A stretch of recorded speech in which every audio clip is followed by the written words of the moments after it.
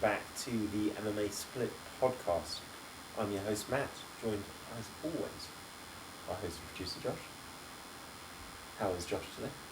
A little baked. Today was a roller coaster. Focused like a laser beam. Ready to pass God. No podcast. I'm good.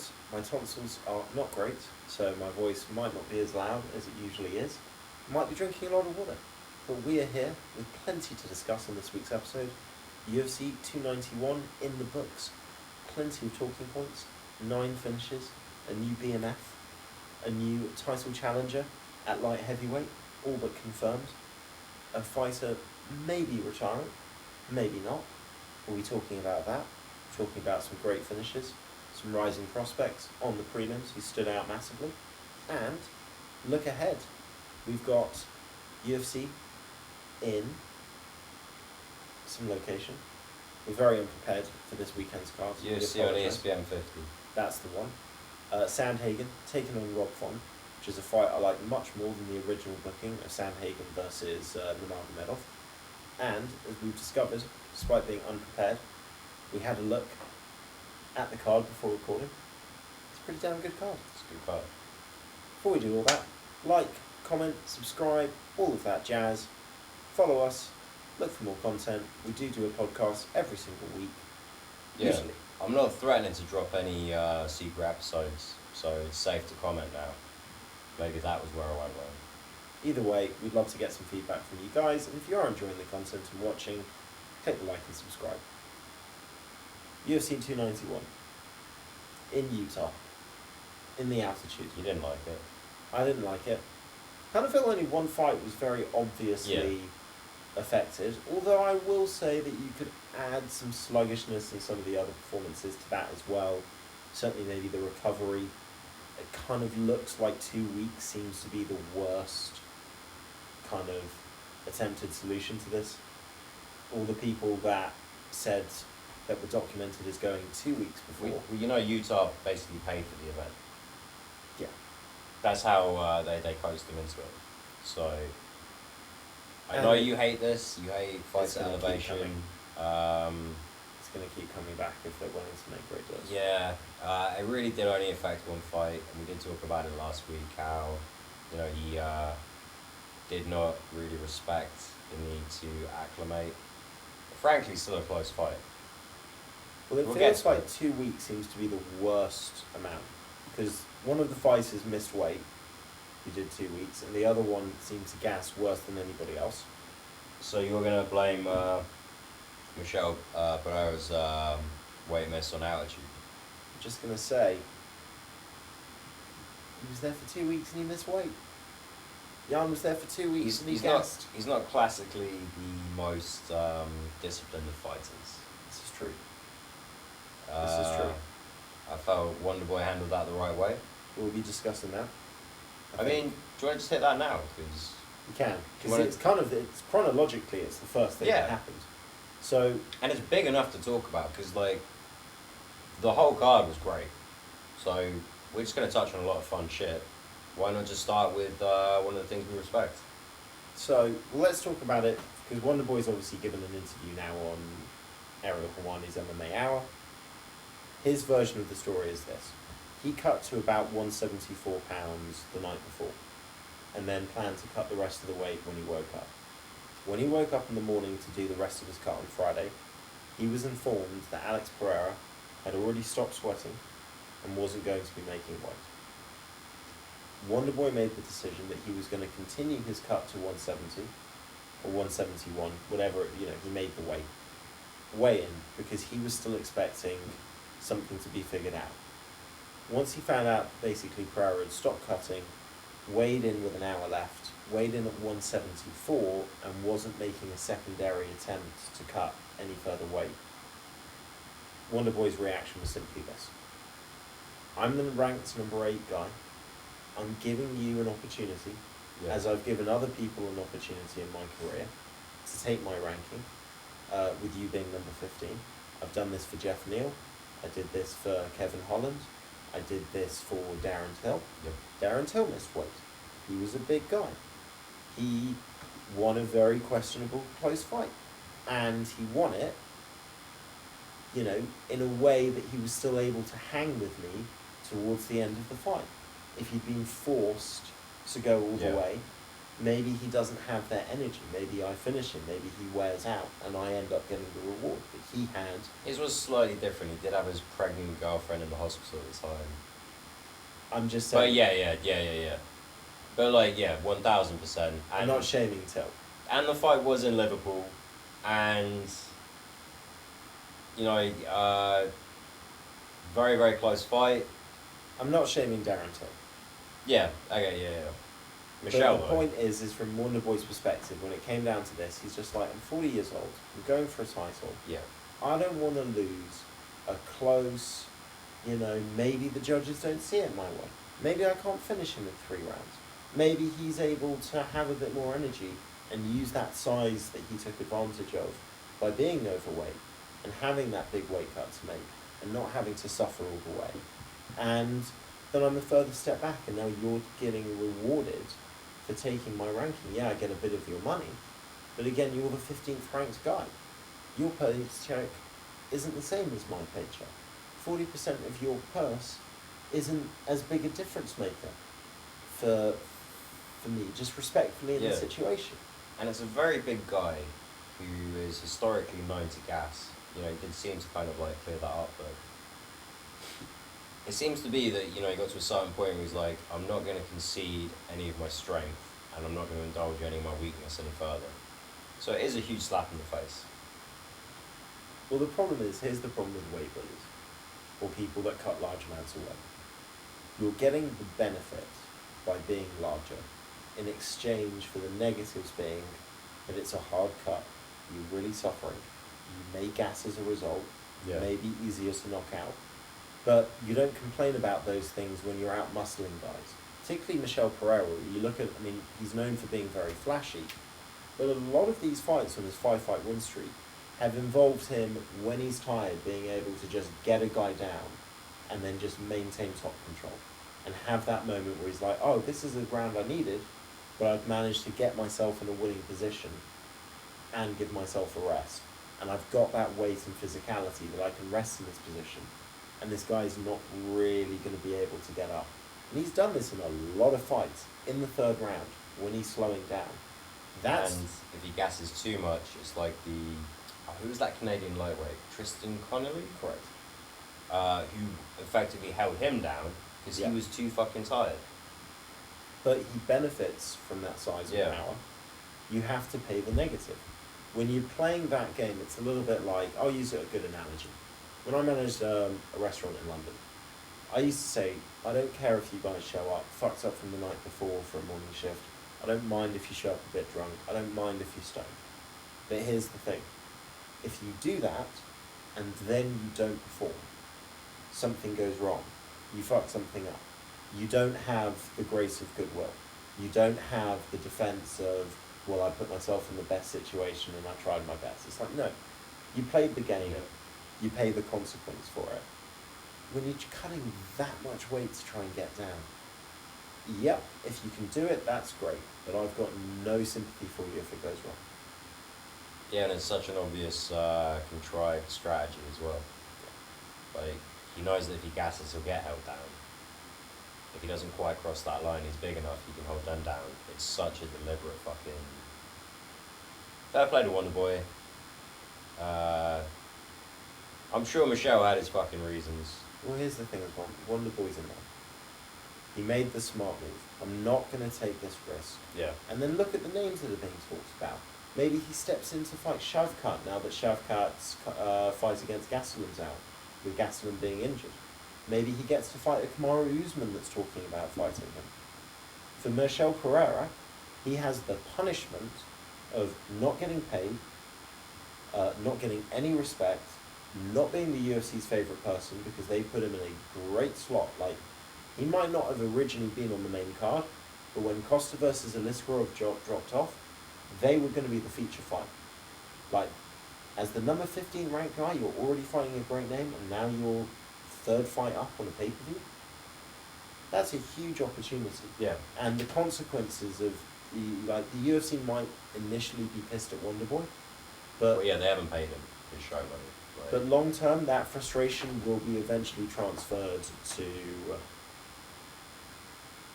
Michelle Pratt. yeah, So good for Wonder Boy. He doesn't need it. He'll get a big fight, probably quite soon. Maybe even against Shavkat, which it's a harder fight, but it does a lot more for his career. I think Usman would be a fun fight. Of course, Usman's the ultimate fight. He's the number Yeah. one ranked guy in the world. I also think it's a fun fight as a fan. A lot of wrestling though. Yeah, You could just take him down. he is hard to keep down on open mat takedowns, but Usman does prefer the cage. But also, Wonderboy's very elusive, so you kind of got to take what you're given. And we've seen before, like, the smaller the cage, just the more active Wonderboy gets. And he's so accurate and so good. If you're forced to move forward on him, good fucking luck. I'd still fancy Usman in that fight, obviously. But I'm just saying, I just think it's a fun fight. Over 3 rounds, I think it's kind of a coin flip. Over 5 rounds, if it's a main event, you know, is what it is. But I could see them putting that on the pay-per-view. How do you feel about Gastelum having to drop out of the fight Heartbroken. again? Heartbroken. That's is what it is. Sucks. Is what it is. Shavkat's response is, I agreed to fight you in your home turf on Mexican Independence Day. You couldn't make it.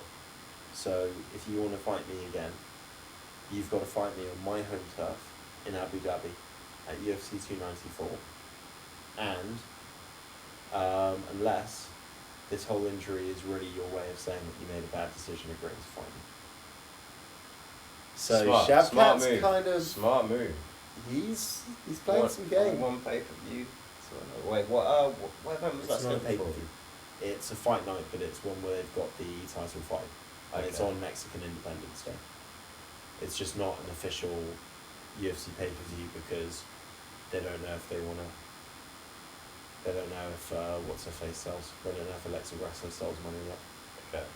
I think that's the logic, and it's shit for her because if she loses her title, that means she doesn't get a single defense with any pay-per-view points, which I kind of think is bullshit.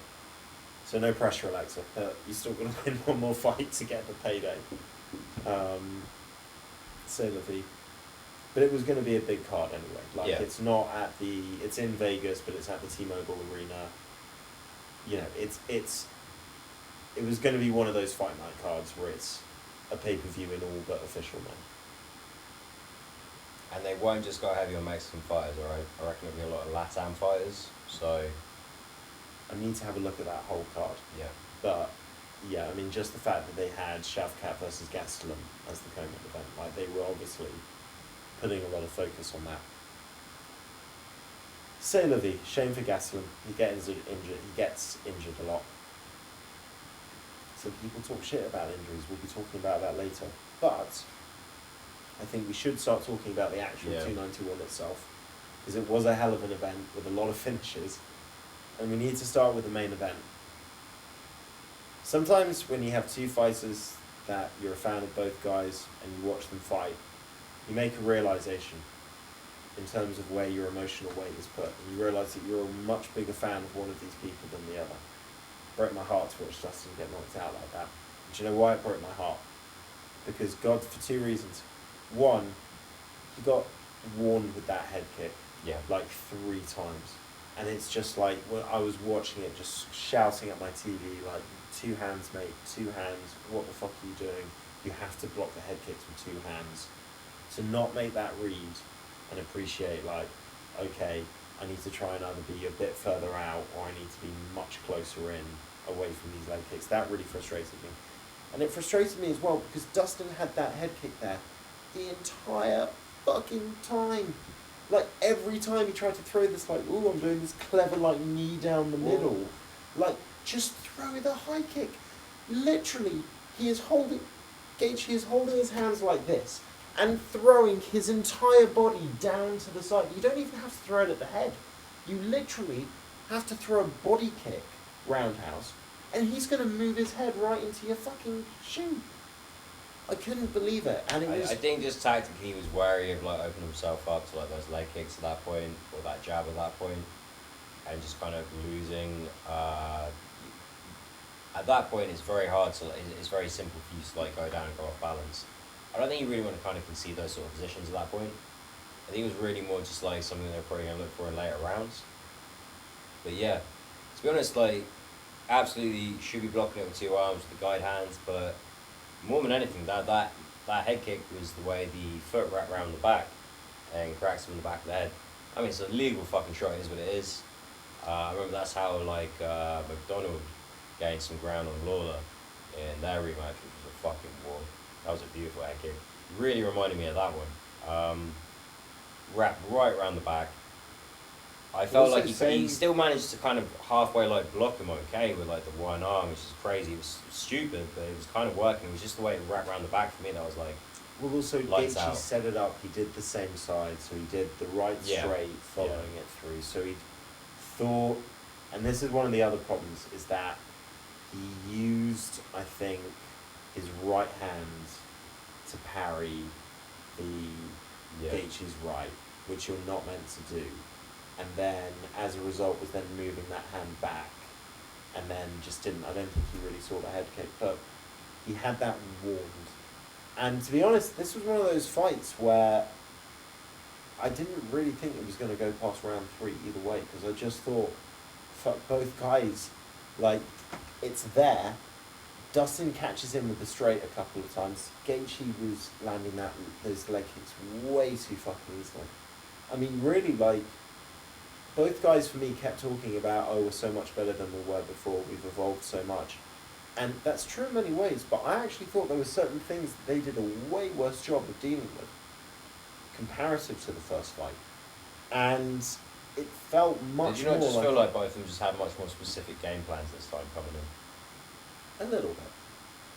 Gaethje was doing a lot more And new things. Gaethje's was vastly more varied. I mean, obviously, like Poirier was kind of threatening knees and kicks up the middle, and trying to like just kind of keep moving him to try and like nullify his ability to like set a base with the leg kicks, which kind of panned out sometimes. It just wasn't enough of an overall strategy. The thing is, like Gaethje's just so much more educated now with his like movement and like just two fucking words, Trevor Whitman. Like he's really fucking putting it together now. But also, I kind of like the idea of, well, this is the same stadium that my other fighter got fucking same side, Yeah. straight hand head kick, so we're going to start working on that Yep. combination. Write straight that away. down. Took some fucking notes. Yeah. I kind of thought as well, I don't know, I think there's a certain, maybe not arrogance, but it's been a very long time since Poirier's been bested in a stand-up fight. It's Johnson. Michael Johnson, and even then it's just, I got caught. Yeah. So really, you kind of going back to the first McGregor fight at 45. Yeah. Yeah, I reckon. His 2 losses at lightweight more recently were both against people that grappled him, both against people that he hurts on the feet. Yeah. And I think with that, and he's so good at taking damage and rolling the punches, I think he kind of maybe took it for granted a little bit that he can just kind of like roll his shit and take his time and he doesn't need to panic. And you're fighting Justin Gaethje. The guy's a big guy. He's an explosive guy. You can't take that for granted. And you can't get 3 warnings for a setup and an attack and not be seriously realising, like, that's something that they're working on. That's something that I need to take into account. I think he had too much faith in the idea that he was going to be able to get off his offence before Gaethje was going to be able to like land that killer shot. Well, that comes from arrogance and overconfidence, though. And I think he just It is said also just commitment to the plan, though. true. He's But- always been that fighter. He's always been that go out on my shield, heart on my sleeve kind of guy. I would have loved to see him take some backward steps. He settled way too much into the... Gaethje wanted to be the matador. Do you think the idea of being the BMF kind of gets to you a little bit in terms of how you kind of actually perform on the night?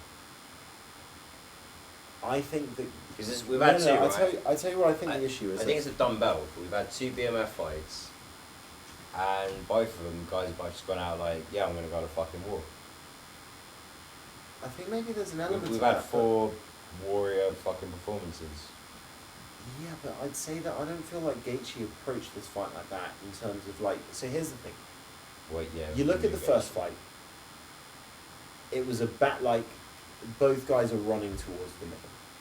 Like Poirier was having to be on the back foot, but he was trying to force his way to be in the sense of putting pressure on whenever he got an opportunity, but Gaethje would immediately come back. And in this fight, Gaethje almost exclusively, apart from trying to explode with the head kicks that he was trying to set up, a lot of it was just lateral movement. Like it wasn't Poirier pressured him against the cage. He wanted to be doing that counter striking, moving around, not being an easy target. And I kind of feel like when you have a guy and you realise, like, oh shit, this guy's not putting the pressure on. And I kind of knew that was going to be the case as well. I kind of felt that was what Gaethje was going to do. It's what he did against Fiziev. It's what he did against Michael Chandler. I would have loved to have seen Gaethje just go, okay, he clearly wants me to chase him, so don't chase him. Pull a Tyron Woodley against Stephen Thompson. No, I'm not going to let you ride back. I'm going to just keep my ground in the middle. I'm going to take a backward step. I'm going to force you to have to engage me in more of a technical middle ground setting. And I feel if he'd done that, at least early on, who knows, I think like Dustin Poirier said it well in the post-fight interview when they said, oh, well, you kind of rocked him a bit in the first round. Did you think about going in for the kill a bit more? He's just like, man, I had loads of stuff planned. I thought I had 4 more rounds in there. You know? I thought I had time. I thought I had, all this time. And I'll be honest, I think that's maybe the biggest issue in the losses of Dustin Poirier against Oliveira and against Gaethje. Is I think in both of those fights, you've heard him say afterwards, like, yeah, I thought it was going to be about taking him into the deep water and all that kind of stuff. And, you can't just bank on the fact that you're not going to get finished. Yeah. Gaethje's... So as a competitor, you go in there and you're like, it's probably got to be your mindset a little bit. True. But criticisms are fair. If you want to be like that top level fighter, you have to be perfect. These are the things you have to work on. You know where I think it's a little sad? And this would have been the case for either guy. Is the winner of this fights the winner of Oliveira versus Makachev. No question about it. Gets the BMF, gets the last opportunity of, I'll make a last run at the belt. I haven't got too much to prove, but getting that undisputed title is the last thing. For Poirier, it does kind of feel like it's just a little harder to see. Which makes me think that we may only get, maybe we get one more fight out of him. But I could see him kind of going, yeah, I'm good. Do I want to fight the number 11 rank? Do I want to fight a rising Gamrot or something to try and get myself in another situation where I'm one fight away? I think it depends a lot. He's always been very honest about these things as well. Best case scenario for him would be Gaethje winning the belt. Yeah. And pushing for the trilogy. That would be... And listen, I still think, like he said it himself as well, he's like, when I lost to Khabib, I felt like I lost to a better guy. I think he still feels, I feel like I'm a technically better fighter than Gaethje. But he got me this time. And it sucks. It's exactly what we said, Gaethje's going to be a much better fighter. On paper, you kind of fancy Poirier, but you just can't count out Gaethje, and you don't expect the fight to go the distance. So, we called it. It happened. That trilogy would be fucking sick. Gaethje's got a mountain to climb though, either guy. And then, as soon as you win the belt, it's just straight back into the fucking meat grinder. So, have fun. Both guys are going to come towards the end of their career, win or lose in these fights, in these hypotheticals. It's been a hell of a ride though. It was a great fucking card. This was like the fucking... I loved it. Great sportsmanship from both guys afterwards. Just awesome dudes, man. It's just a shame one of them had to lose. It's a shame the person I'm a bigger fan of lost. But that's life. You know what? Dustin, he's a rich guy. He's got loads of prospects. Yeah. He's got a beautiful family. Good guy as well. Attractive wife. Literally been together with him his whole fucking life. He said it himself, he's already won. Yeah. He's been auctioning off his fucking fight gear since before anyone cared. donates the money to like fucking firefighters and different like charitable causes. Great fucking guy. Also, the other thing is, love both camps. Yeah, ATT, they're really good camps. Whitman. Whitman Great card. really shone through on this one. Great fucking cap to it. This was just huge fan of the whole night all around. Let's talk about the co-main event. Let's do it. Jan versus Alex. This was one of two decisions on the card. It was a really fucking close call. Yep. This is a hard one to say. How did you have it? I kind of felt like Jan had done enough. But I don't think his body language was very good. And I'm not just talking about, like, Izzy did a whole thing about, like, you've got to put your hands up and walk around. And it's like, there's an element to that. But I'm just talking about, like, the whole third round, he looked like a guy that was almost on the verge of, like, in between shots. And I suppose about 3 minutes into the fight. it's hard not to view that as somebody who isn't winning that round. Like, it's It's what we call optics. Yeah. And I kind of feel at the end, like, if he'd really opened up in those last 30 seconds, like, got Alex down and just started raining fucking shots and elbows down, I think you conclusively have to give him that third round. Because it's not just the damage done, it's the, well, if that fight goes on another minute, Alex isn't getting up, you're both fucking knackered, you've won that literally get last points push. towards like almost finishing the fight. So when you're saved by the bell, like it's a huge fucking swing. It's like what like having a takedown at the end of the round used to mean back on the old rule set. It can even take it to a fucking 10-8 depending on how it goes.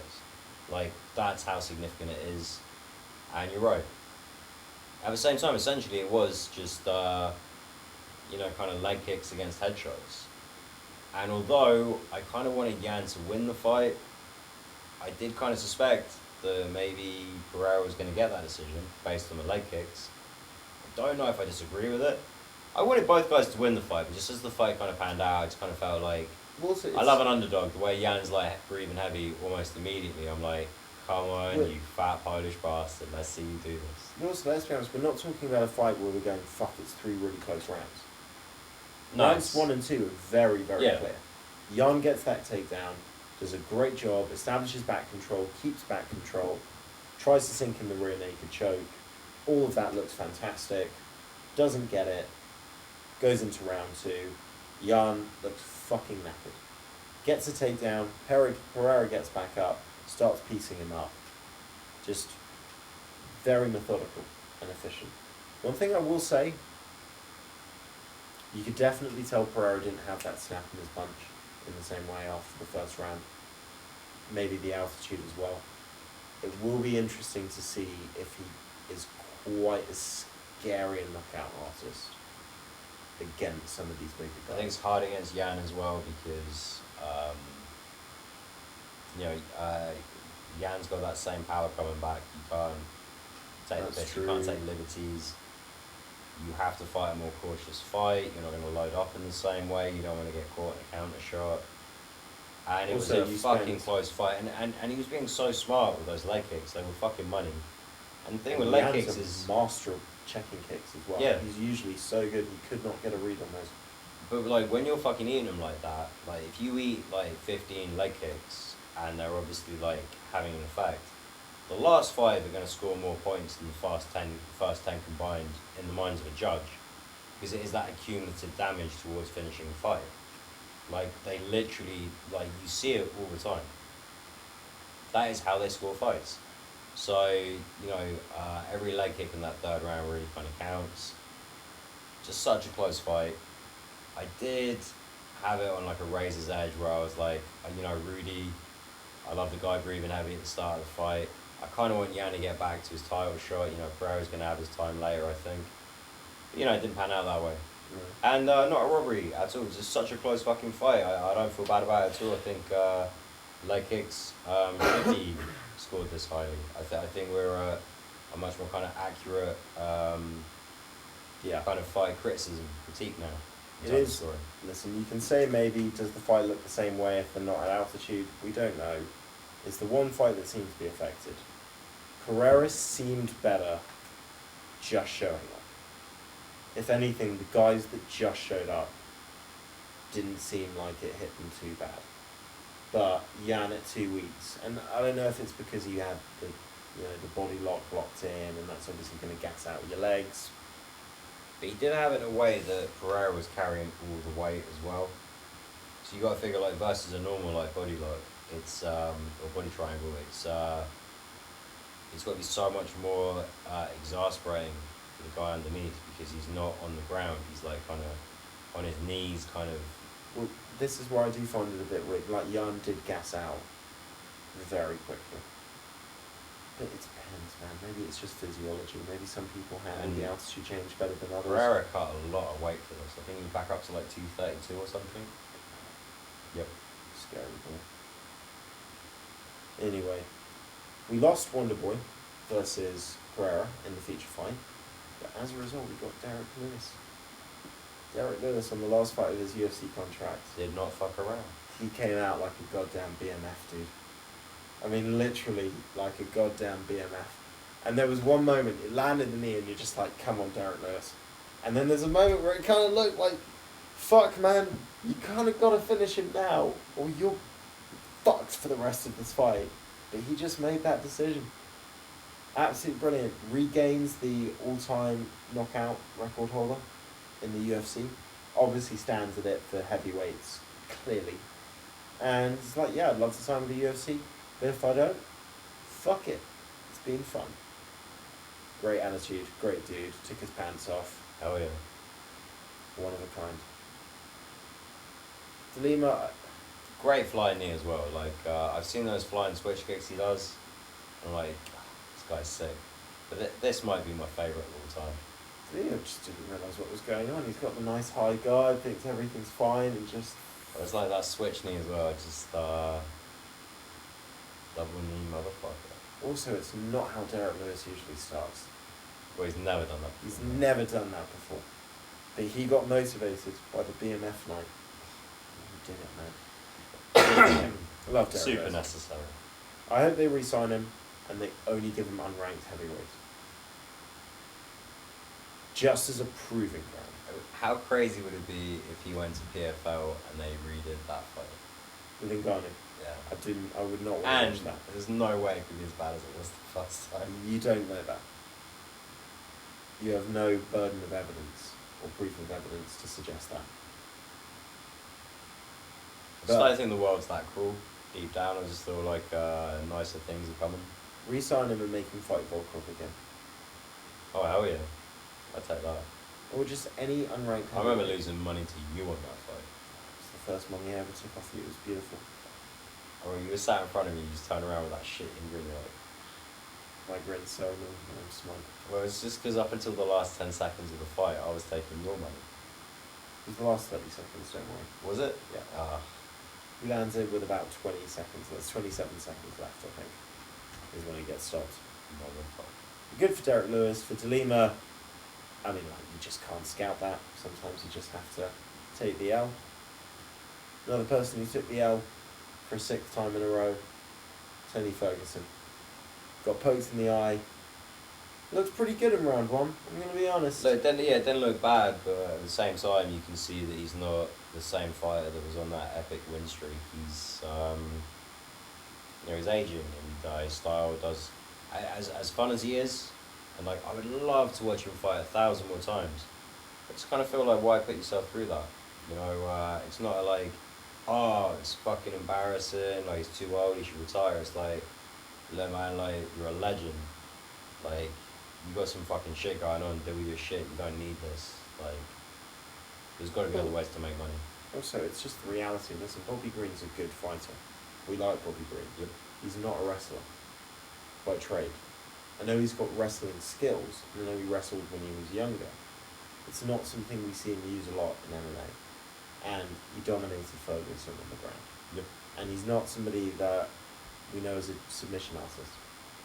And he didn't get an opportunistic, oh, I locked in a gilly or something like that. You know what I mean? He got an arm triangle, which it's not just the choke, but it's the fact that you have to have a pretty well-established dominant position over somebody to be able to even get to that choke. Can we just say though that I really appreciate that, like, even though Ferguson must have known he'd lost that fight, he is adamant he's not going to go out. He's doing everything to hit the buzzer so that he loses the decision. Yeah. Which is like, just, The he's such an mentality's ultimate insane. competitor. He can't even like just on the off chance that, like, by some miracle he's going to get the decision, he needs to hit the buzzer kind of thing. Like, guy, He's I'd one tip of a my kind, hat. man. He's one of a kind. And that might be the last time we've seen him fight. I kind of want that for him, just because I want, like, better things for him, you know? But I what a agree with legend. Although, what a massive douche in The Ultimate Fighter. Like, when I watched The Ultimate Fighter, I was like, I really hope that Nijam Ramsey, like, fucking murks this dude, because what a dickhead. But then, you know, you get to know more about him, you get to see more of him, and, you know, none of us are perfect. But as a fighter, what a legend. Agreed. Talking about people on losing streaks, with suggestions coming that they should hang it up. Kevin Holland versus Michael Chiesa. This wasn't really a fight. Some of the things, it was first and foremost, this was not a contested fight. This was not competitive. Chiesa got ran through. And what doesn't help is that, one, it doesn't help that the video shows that he didn't really, like, even the knee where he drops afterwards, he didn't get hit with the knee. He just saw the knee and then kind of like just crumbled after that. And that's not a positive sign to see from a UFC fighter that's been in the UFC for as long as he's been. And then to have Kevin Holland directly bring that up in his post-fight press conference and say, even throughout my whole training camp, the entire focus was just, he will crumble at the first, a bit of applied pressure, and then you can lock in a Darce choke once you've got him in the ground. The guy had a serious back injury, so it's I a think, little damning. yeah, it's you know, he had an injury serious enough that he was seriously contemplating same surgery that DC had. Didn't go down that route. Must be terrified of how it was going to pan out once he actually got in there. Yeah, just looked like a guy harbouring a serious injury, to be honest. It's just not the Chiesa you're used to. But Sixth Darce choke he's been choked out by. in his Really? career. Yeah. It's always the Darce choke for some reason. Luque, Kevin Holland. Kevin Holland was an RNC, wasn't it? Pretty sure it was a Darce. I thought it was an RNC that Mario bad referee fucking didn't let him tap on. Hang on a second. I'm going to look this up on Kevin Holland's record on Wikipedia. I'm going to see what it's been listed as. Well, it would be Kevin Lee. Okay, I said Kevin Holland. Well, no, obviously we just watched Kevin Holland have a Darce choke, but I Yeah. thought you said Kevin Lee as well, but that was the RNC. No, Kevin Lee wasn't RNC. It wasn't a Darce choke. But that's also the one that he kicked up a massive fuss about. Well, yeah, he wasn't out. It was, I mean, he was going to go out. It's just, yeah. I'm looking at his As a courtesy, he should have been given like 2 more seconds. Darce choke to Kevin Holland. Darce choke to Vicente Luque. Triangle to Anthony Pettis. Rear naked choke to Kevin Lee. Joe Lozon was a TKO. Jorge Masvidal was a Darce choke. Okay, so we've got 3 Darce chokes. But generally he's been somebody that puts himself in trouble and then gets dropped and hurt and then choked. He's always been a fallible fighter. And his training camp, Sick Jitsu, not a fan of at all. Yeah, you've mentioned I that. think they can do a much better job there. You've mentioned that before. Well, they've had success, so, you know, with 2 fighters, I guess. No, big win for Holland. Comfortably in the rankings now. Certainly feeling a lot more confidence about handling grapplers. Don't know if that confidence is warranted, but Yeah. why is he talking about going to middleweight again? I mean, we'll see how it goes. He's just got a big mouth. This is true. You shouldn't go to middleweight. He's on a run now. Welterweight's looking good for him. Maybe even me and Gary fight would be a lot of fun. But I don't think they want to kill two potential starters that early against each other. Yeah, I doubt it. I think Holland's also probably going to want to like press on a little higher now. I think Gary's still going to have to take a lower rank fighter if he gets that. Yeah, I'd agree. That was the main card. We'll touch on the prelims. Favourite fight, favourite finish from the prelims? Ooh. I'm gonna go Uros Medic. Spinning back elbow against Semelsbo. That was that great was fight. also just That was such a fun great fight. I was worried that Medic was going to be undersized at welterweight because obviously Semelsberg is on the bigger end of like 170. He was the bigger guy. Yup. He was huge, man. Looked pretty fucking good. Obviously not perfect. Semelsberg is no joke. It was a fun fight. Both guys had their fucking moments. But yeah, that'd be my favourite finish. What about yours? Kopilov. Yep. Yeah, I'll take that. Yep. That was a nice head kick, and that was a difficult fight. That was a little back and forth. He was doing well in the first round, and he kind of got hurt a little bit at the end. He comes out, lands that fucking head kick perfectly, man. This was a good card. Yeah, head kicks. You gotta watch out for them in Utah, man. They get Yeah. They get you. Great finishes though. Jake Matthews, great submission over Darius Flowers. Yep. Was it a nut shot, or was it a liver shot? Because on the broadcast they were going hell for leather. Joe Rogan's gone on that pretty big. Look, I thought he touched the balls. The heel follows through. If you get hit in the balls, I don't care how bad the main contact was. It's not football. It's not like make contact with the ball can follow through. You get hit in the balls and you go down because you got hit in the balls, and the ref saw you get hit in the balls. I don't give a fuck how upset Joe Rogan gets about how clean the shot was initially. You got hit in the fucking balls. I'm okay with it. I'm okay with the timeout, you know. Obviously there's no need to even consider taking a point or anything, just... It didn't change the result. Yeah. It didn't change the I don't mind Joe Rogan talking about it either. Like, you know, why not point out something? But like, I understand it is a little bit stupid. Darius Flowers had one of my favourite pretending to be hurt and then trying to swing a punch moments though in this fight.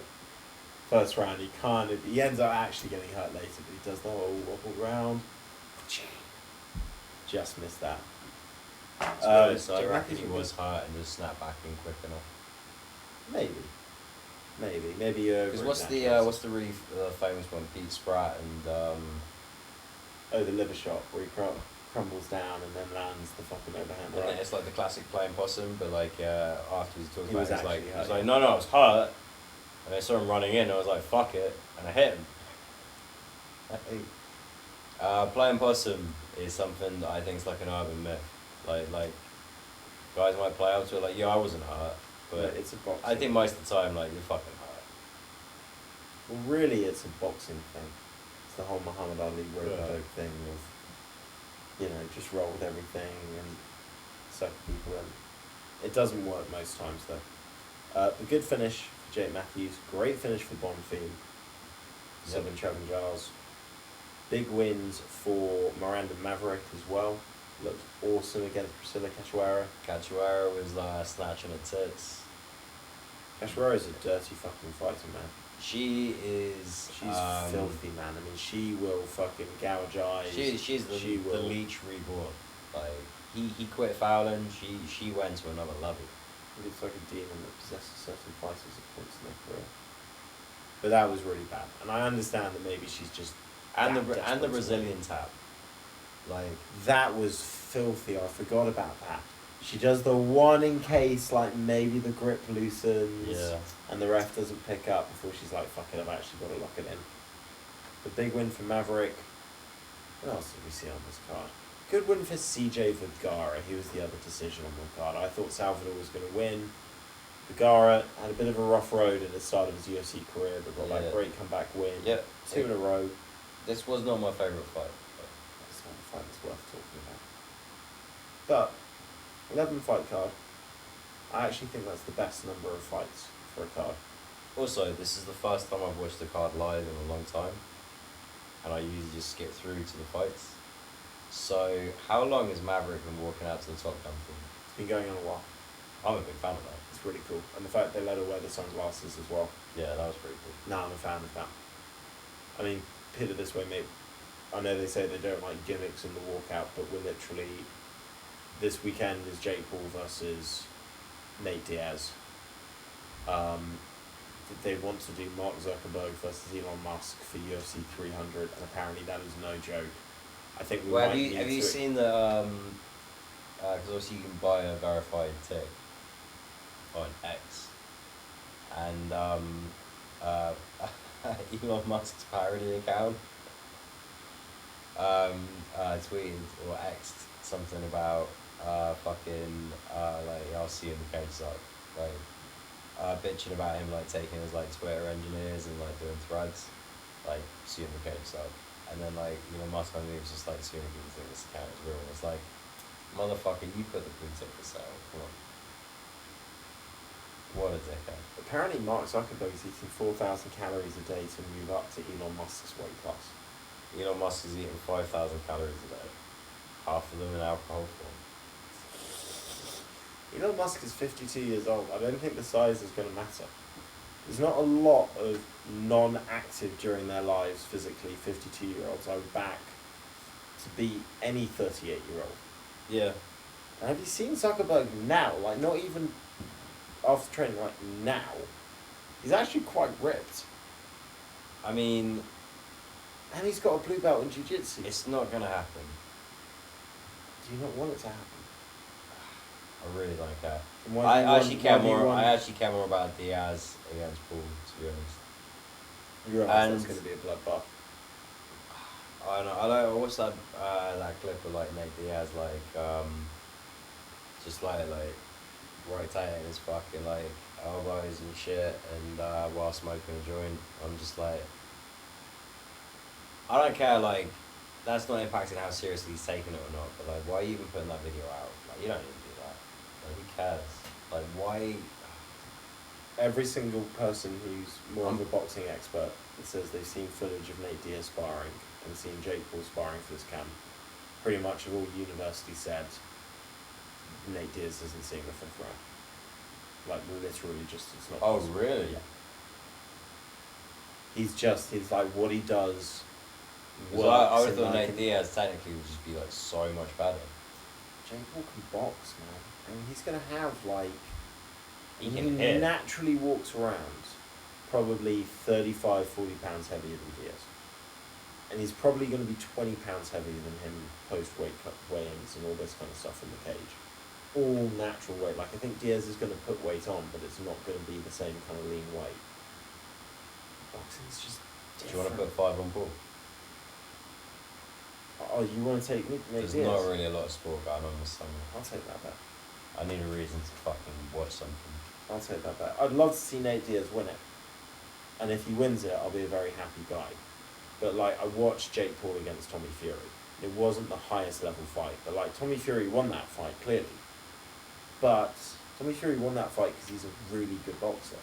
Like, he actually understands boxing. His head movement, he's 6'4", he weighs the same as Jake Paul. He was able to hit him with shots that kept Jake Paul at bay. I don't know if Nate Diaz is going to be able to hit Jake Paul with any single shot that's going to be powerful enough to deter him just kind of walking him down. I don't know if his footwork in a 20 by 20 square foot ring is going to be good enough to avoid getting cornered and pressured. And he can't dirty box in the clinch. He can't just go to the ground in the same way and pull guard if he gets hurt. I don't think the hand speed's going to be there with the age. And as you know yourself, you can't just flurry in boxing in the same way that Nate Diaz can kind of like flurry pressure guys. Yeah. I just think this is going to be a really bad night for Diaz. I just feel like Nate Diaz has been boxing for so long though. He's such a nice one too. He's so long and durable. I just feel like I really feel like he can outclass me. I hope you're right, dude. I would not mind losing €5 to see Nate Diaz. That's the most I'm going to talk about on the podcast. Fair enough. Do you want to talk about some other boxing quickly that happened on the weekend? Oh, go on. Because it was Errol Spence versus... Oh, shit! Terence I missed Crawford. it. I didn't watch this. Mate. I don't even know who won. So, obviously, two of, like, pound for pound. Errol Spence I'm had genuinely three learning belts. right now. This is exciting. Terence Crawford had 1 belt. These are the fights you don't get in boxing. We should have Yeah. talked about this on the preview and we didn't, but we should have given this some love. Laurie watched it. I forgot that it was happening. I did not watch this live. I crashed and watched it the next day. Then, halfway through the fight, I had a mate of mine text me about it and ruin it. But it was okay because I'd already seen the writing on the wall. So it's this question in boxing. It's like when the best don't fight the best, and then the two best, apparently in the weight class, fight for all the belts. What are we going to see? Problem is, sometimes you see a really one-sided fight. Because one of these guys has just always been way better than the other. But this other guy, we've never really seen them collide. And Terence Crawford destroyed Errol Spence. I mean, he maybe lost a round. Maybe. Dropped him 3 times. Twice in 1 round. Once in in round 2. Ended up getting a standing TKO because he was just beating the fucking shit out of him in the ninth. And literally Errol Spence just could not fucking touch him, dude. Got dropped with a jab, completely outclassed, could never find the range, his jab was useless. I mean, it was, for what was billed as like this is, you know, people like experts were 50-50 on who they were thought were going to win. It was just a one-sided demolition. Unbelievable. And Terence Crawford, I think, is the best boxer in the world. In my opinion. Best boxer in the world.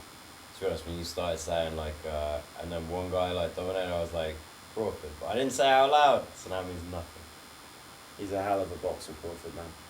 He boxed southpaw. He's naturally right-handed, but he boxed the whole fight southpaw. And his jab was just like a power pistol. Every time he landed it, he was doing damage. It was a good fight, man. It was a very good I'm fight. gonna check that one out. It's a lot better than the boxing that's on this weekend. But fortunately, there's also UFC on this weekend. There's a sneaky good card, which we only looked up 2 minutes before we started recording. But I looked up maybe half an hour before you came around. well, I looked up 2 minutes before we started recording. Great main event, Sandhagen versus Rob Font. Both guys coming off a win. Both guys have kind of had a bit of a taste of defeat going for that next fucking level, just above where they are. Both guys have had a lot of experience in the UFC. They're both great strikers. They both have a willingness to grapple, but it's not necessarily the primary part of their game. I don't know about you, I kind of think we're going to see a decent amount of grappling from Corey in this one. From Corey Sandhagen. Corey Sandhagen, sorry. I heard that so sped up. I think so. I mean, it's a crucial wrinkle in his game. Truth is, though, I think his stand-up matches are quite favourable with Fonts. It's just that Fonts a savvy vet. He is very, very good at coming up big in crucial moments. He's so dangerous. I think they're probably about the same height, right? Maybe there's like an inch in it. Font's got a weirdly long reach, though. He's got, I'll look up the stats, but he's got like... But like Font's like arm reach to like Sandhagen's like kicking game. I just feel like Sandhagen's like gonna have better opportunities once they sort of gravitate to their sort of natural like distances. Font's a lot shorter. He's 173. Corey Sandhagen's 180. Corey Sandhagen's reach, 177 centimetres. Font's 181. So he's shorter, but with the longer reach. But again, like, so Sandhagen's leg reach. Sandhagen's going to be kicking more. He's going to be switching stances. There's going to be a lot more lateral movement. Font's going to be looking to put the pressure on with the jab. Yeah. I kind of feel like, plus when you factor in the short notice replacement section, factor in this for Font, I'd be really surprised if Corey Sandhagen doesn't pull this out the bag. I think he's got an opponent that he can hit with some stylish stuff and put some combos together and practice some of his grappling. And against Nurmagomedov, like, he would have been looking to be wary of like a dangerous kickboxer, so he's kind of been training a lot of stand up, I would imagine. And I assume that he would have wanted to get a lot of top control on Nurmagomedov because he can be like very, very difficult. If you're in his guard or if he's on top. So probably only kind of changing a few things in the camp and the strategy, I would have thought. Yeah. To an extent. Takedowns are not going to be there in the same way. That would be the hugest, the biggest kind of disparity between the two fighters, in terms of how you would go about strategizing against them, I think.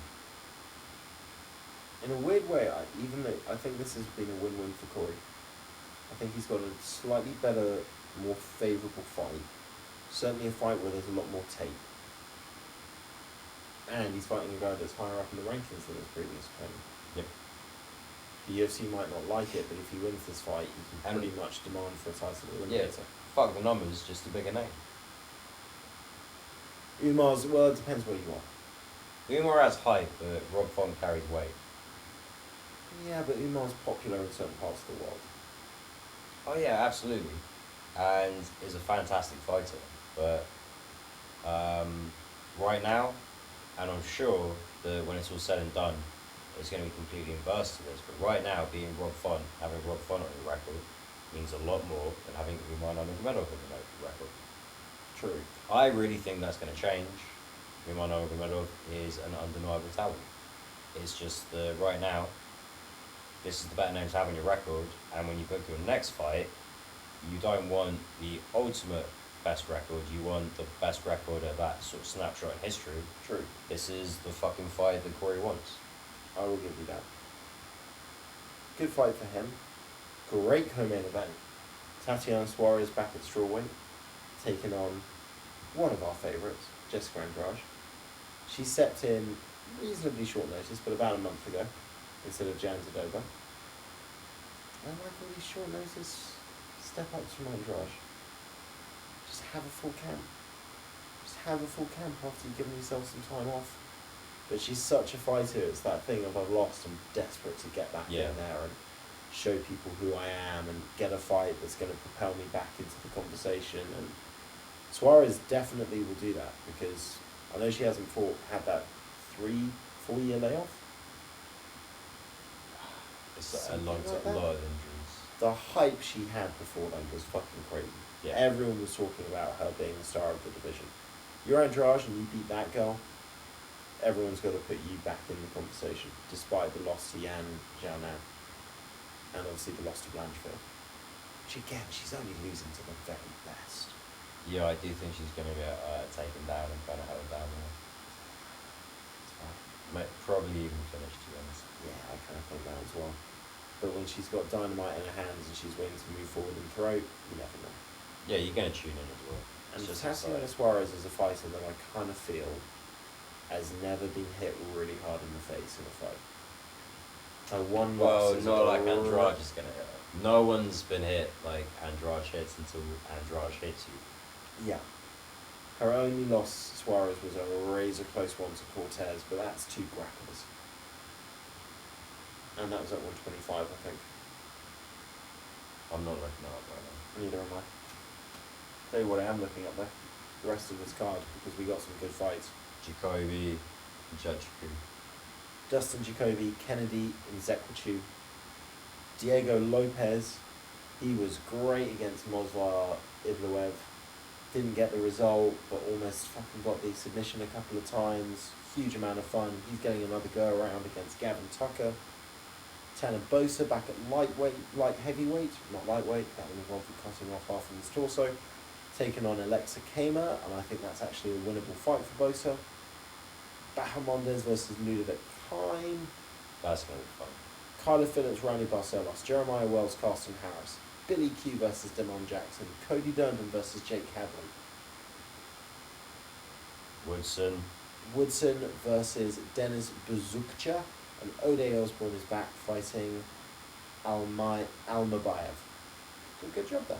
And what's crazy, if you look at some of the fights that were meant to be on this card, Yeah. OSP versus Ion Kutalaba. Jake Hadley was originally meant to be fighting Tagir Ulanbekov. Sean Woodson versus Steve Garcia. Sean Woodson versus Jesse Butler. Saeed Nurmagomedov versus Kyler Phillips. So this fight was the card was going to be even crazier. Yeah. And then, Let's touch wood. We get through the weigh-ins okay. This card stays intact. I'm a little hyped. It's exciting. I'm excited about this card. Spoiler alert, I'm a little bit concerned about next weekend's. Lando Venatazov. Well, no, it's Luque versus Dos Anjos. It's, Luque's is it ESPN 51? that would be ESPN 51. Main Yeah. event is Luque versus Dos Anjos. Luque had a brain hemorrhage when he lost to Jeff Lynn.